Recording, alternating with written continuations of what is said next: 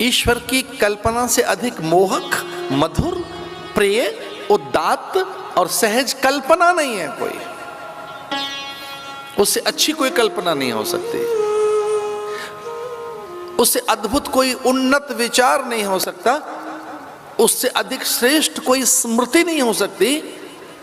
इसलिए कभी किसी की याद आए तो उसे भी याद करो, कोई कल्पनाओं में बसे तो उसकी भी कल्पना करो, कुछ विचार कर रहे हो तो उसका भी विचार करो, कुछ व्यवहार कर रहे हो तो उसके निमित्त भी व्यवहार हो, कुछ संबंधियों का संसार रच रहे हो तो एक वो भी संबंधी है, कुछ अपनों की गणनाएं हो तो एक वो भी अपना है, कुछ लेन देन करो तो उसे साथ रखो, वाणिज्य व्यापार में और किसी भी प्रकार के विचार में उसे रखो। कंस के हाथ से फिसल गई वो कन्या और ये कहकर अंबर में उड़ गई, अरे मूढ़ जड़, वो अयोनिज है,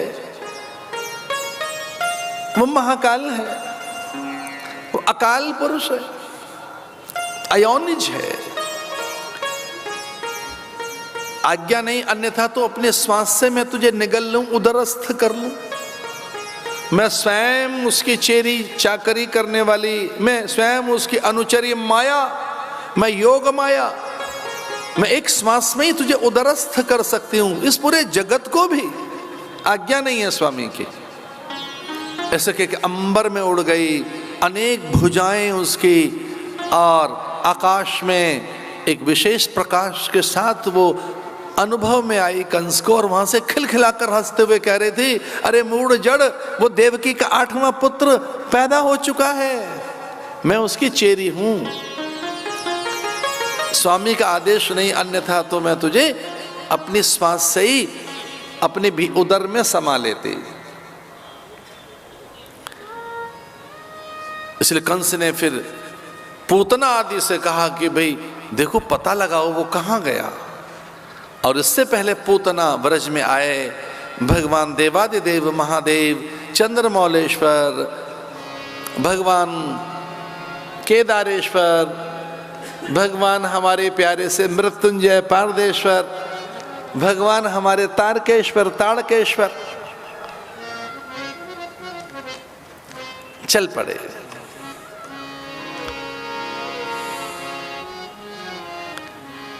उन्होंने कहा पार्वती तो है नहीं, वो तो कब की गई सेवा में, रमा के साथ, ब्रह्माणी के साथ, महादेवियों को लगा के वेश बदल कर चल पड़े।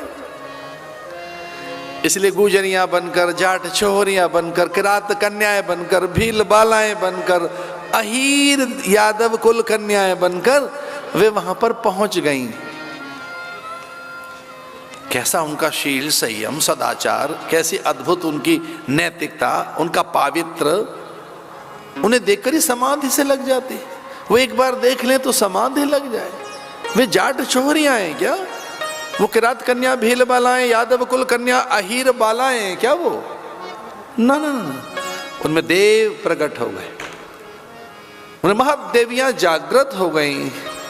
न जाने कितने ऋषि मुनि उनमें प्रकट हो गए। इनके नेत्रों से देखेंगे, इनके हाथों से सेवा करेंगे। चल पड़े उसी लोभ के अधीन महादेव देवादिदेव,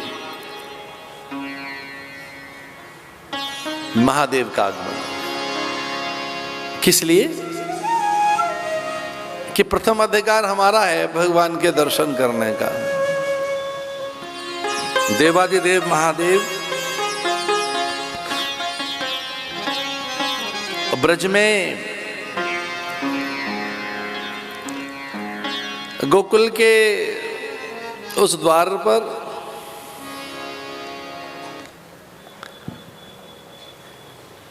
जहाँ नंद की कई जन्मों की साधना का सुफल माधव मुकुंद बनवारी के शव के रूप में, यशोदा की भी, तो एक माँ वो जो सत्साधना है, जिसके साधन का ज्ञान है उसे और जगत को। एक माँ वो जो जगत से अपरिचित है, अजान है, ऋषि भी उसकी साधना से अपरिचित हैं। इसी को उत्तम कोटि की साधना कहा गया। पात्र बने आप, अधिकारी बने, तो जैसे आप अधिकारी बनेंगे देव आपके द्वार पर होंगे। आपकी पात्रता जैसे ही सिद्ध होगी आपका समाधान होगा।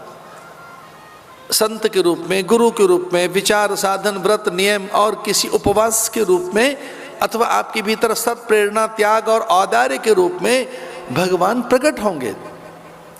वो नबी आए शंख चक्र गदा पद्म मकराकृति कुंडल शेषशाही बनकर। वो नबी आए शेर पर सवारी करने वाली दुर्गा, हंस वाहिनी, कमलासना मां लक्ष्मी, अथवा चतुरानन, षडानन, गजानन, अथवा वो गदाधर वीर बजरंगी हनुमान, अथवा त्रिशूल धारण करने वाले भगवान मृत्युंजय। लेकिन एक सच है कि उनकी प्रेरणा, उनकी दिव्यता, उनके कुछ अंश, कला, विभूति आप में प्रकट होने लगेंगे। ऐसा हो नहीं सकता कि आप जिसका स्मरण करें उसकी विभूति, उसका वैभव, उसके अंश, उसकी कला से आप अपरिचित रहें अथवा वो आप में प्रकट न हो। साधन से इष्ट की अनुकृति, प्रतिकृति, प्रतिमूर्ति, प्रतिरूप, प्रारूप, समरूप, अनुरूपता प्रकट होने लगती है। ये तो कभी कोई छोटा बच्चा जैसे कंचे गोलियों से खेले वैसा ही मेरा भी शब्दों से खेलने का मन होता है कि कोई शब्द लिया जाए और उसके साथ खेले, उसके अलग अलग अलग अलग रूपों की भिन्न भिन्नताओं में उसके अर्थ, नीति और उसके विचार विपर्य और उसके संकल्प के आसपास रहा जाए, उसके विमर्श में मैं खो जाऊं। तो ऐसा कैसे हो सकता है कि भगवान का हम ध्यान करें, उसकी विभूति, विद्या, उसकी कला, अंश, रूप, गुण, उनके स्वभाव, चर्या, प्रकृति, उनकी अनुरूपता, समरूपता, प्रारूपता, प्रतिरूपता, प्रतीकता, प्रतिबिंबता हम में प्रकट न हो। ऐसा हो ही नहीं सकता कि शिष्य के भीतर गुरु न दिखाई दे। वो जरूर दिखाई देगा। वो विचार में, साधन में, व्रत में, स्वभाव में, चर्या में, भास में, मुद्रा में, उसकी किसी भी प्रकृति में। भाई गुरु तो झांक के देखेगा ही। ऐसे कह सकता है कि बाप न दिखाई दे बेटे में? बेटे में कभी तो बाप दिखाई देता है, कभी तो माँ दिखती है। कई तो कहते हैं चाचा ताऊ दिखाई दे रहा है। कुछ लोग तो इतना मातृपक्ष का आदर करते हैं, ना ना भैया इसमें तो माँ दिखाई दे रहा है। मातृकुल के गुण, मातृ से मातृगुण इसमें प्रकट हुए इस बालक में। इसका अर्थ क्या हुआ? इसका अर्थ है कि जिनके अंश हैं हम, जिनकी प्राण सत्ता, वीर सत्ता, नाद सत्ता है हम, चूंकि दो प्रकार के संतान होती हैं, एक है बिंदु से प्रकट होने वाली, एक है नाद से प्रकट होने वाली। जो बिंदु संतान है वो ये पिंड है, ये देह है, ये माता पिता की बिंदु रज वीर्य से प्रकट हो गया ये शरीर। पर एक है नाद की संतान, मंत्र की, मंत्रमयी संतान, हम उनके हैं। तो वो जो हमारे गुरु हैं अथवा हमारे गुरुओं के गुरु भी जो हमारे देव हैं, जो हमारे इष्ट हैं, उनके अंश हम में हैं। तो साधन के बाद वो अंश हम में से प्रकट होने लगते हैं। हमारी स्वभाव, चर्या, भास, मुद्रा, प्रतिरूपता हम में प्रकट होने लगती है। अनुरूपता, समरूपता, हम वैसी अनुकृति, प्रतिकृति बनने लगते हैं।